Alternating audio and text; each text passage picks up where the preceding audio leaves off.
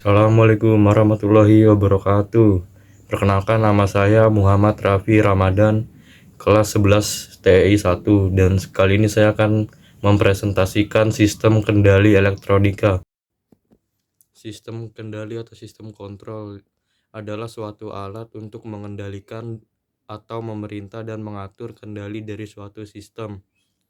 Jenis-jenis sistem kontrol ada dua jenis, yaitu open loop dan closed loop. Sistem kendali open loop. Sistem kontrol open loop adalah suatu sistem yang keluaran output tidak memberikan pengaruh terhadap aksi kontrol.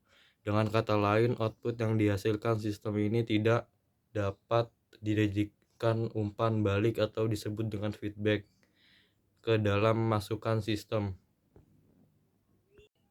Untuk memperkecil kesalahan dari keluaran output, maka sistem loop terbuka ini memanfaatkan kalibrasi atau dengan cara mengetahui hubungan antara masukan dan keluaran, sehingga apabila memberikan suatu masukan maka hasilnya sudah dapat diketahui.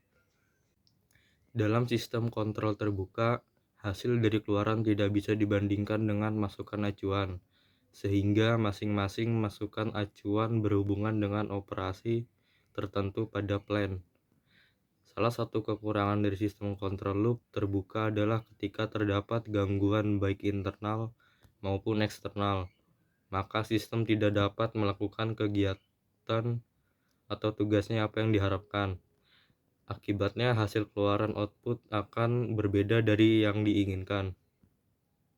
Kelebihan sistem open loop: konstruksi sederhana, biaya konstruksi dan pemeliharaan relatif murah, tidak memiliki masalah dalam hal stabilitas, cocok digunakan untuk sistem dengan output yang sulit diukur. Kekurangan sistem open loop yaitu diperlukan kalibrasi sistem secara teratur, hanya bisa digunakan setelah hubungan input dan output sudah diketahui. Adanya gangguan membuat nilai output tidak akan akurat, dan nilai output dapat berubah terhadap waktu. Sistem loop tertutup atau disebut dengan closed loop.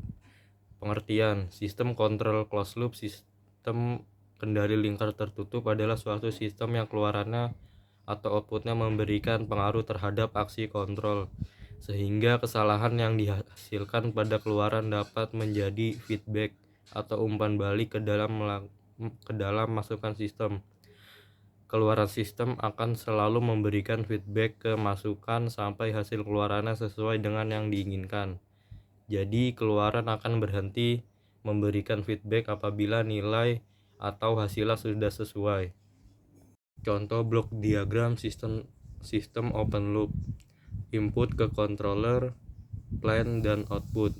Blok diagram sistem closed loop: input ke controller, plan, sensor, dan output. Contoh sistem open loop yaitu kulkas, televisi, dan lampu lalu lintas.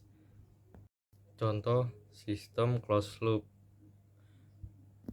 AC, rice cooker, setrika listrik, dan lain-lain. Itu saja yang dapat saya presentasikan, kurang lebihnya mohon maaf. Wassalamualaikum warahmatullahi wabarakatuh.